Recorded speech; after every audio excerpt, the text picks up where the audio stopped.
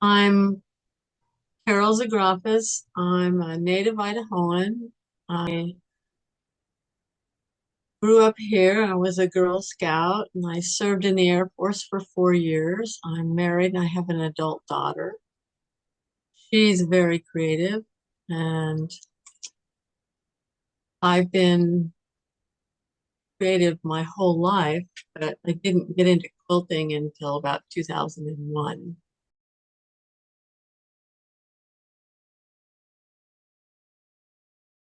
We bought this house about 10 years ago and it has a huge formal dining room, and it's never seen a dining table as long as we've had it. I have a 6 foot conference table in there with another 6 foot fold up table right up next to it. So I have lots of space to work on. And then I have a workbench that my husband bought me that is adjustable in height and it has a drawer and that's across the ends where I have my sewing machine there and I have 5 different regular household sewing machines. I do not have a long arm. I have an old machine of my grandmother's that's inside the cabinet. That is something that I like having in my workroom, even though I don't use that machine.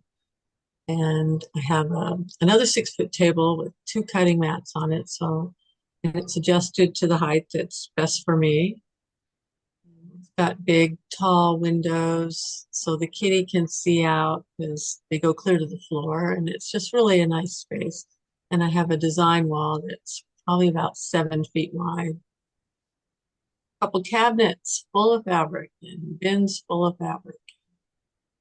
It's a creative, fun place to be, even if I'm not creating or quilting. It's just a nice place to be.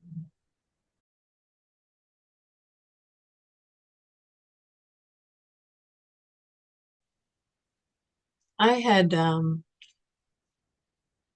looked at a book about symbolism in art, and I had noticed that the spiral is the symbol for evolution.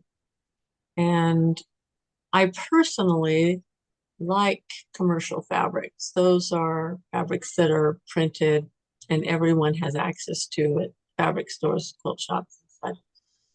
And so I decided to make a spiral with my bright, obnoxious commercial fabrics.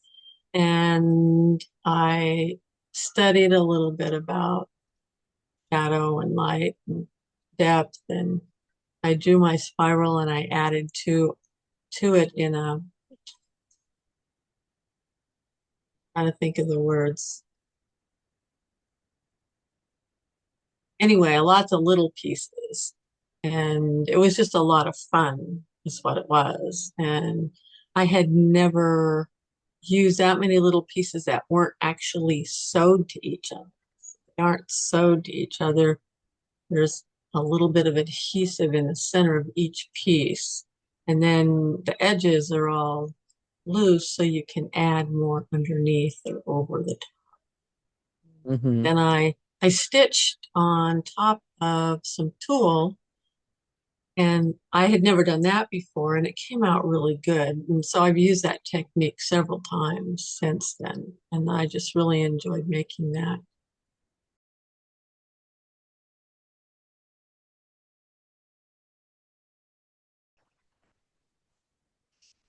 I think my biggest challenge is remembering just to be me and do what I want and have fun with it. And I try to tell other people that that's what they need to do too. And sometimes if I get stuck, then I let it simmer on the wall or on my table. So it's in the way. So I can't just push it aside and forget about it. I have done that before and then come back to it. But those things also get completed in an amazing way that I've done something like 3 years ago and I learned something between then and now. And so I add that to it and it makes it develop in a way it wouldn't have if I had just decided, okay, I'm going to do this to finish it. So it depends on the project, depends on the piece and what I'm doing and how quickly I need to get it done. Some have deadlines, so I have to be more studious.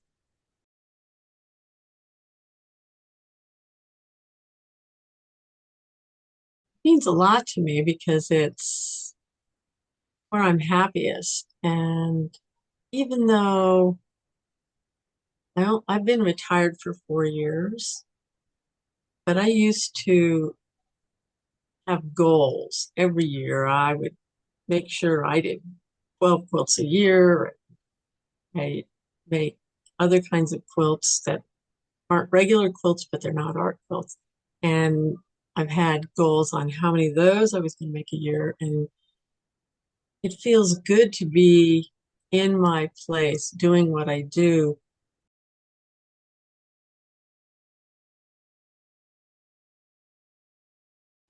I would say don't wait around for someone to hold your hand. Go online, go to the library, get a magazine, talk to a quilting friend, and just get a couple ideas. Buy a sketchbook.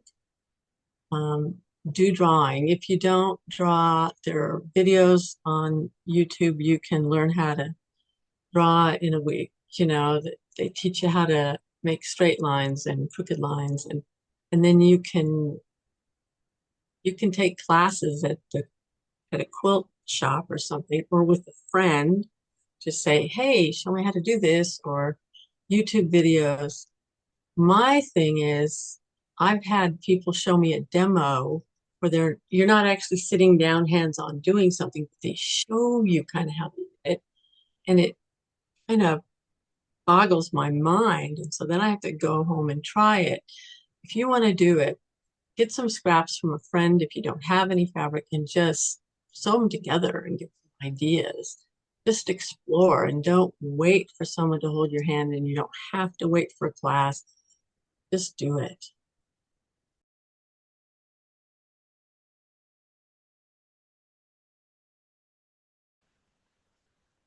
Well, I hope they look at each piece thoughtfully and reflect.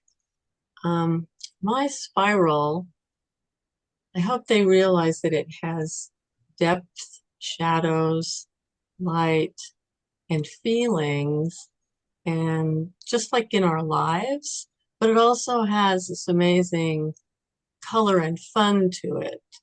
And I think people need that in their lives too, and I hope people do.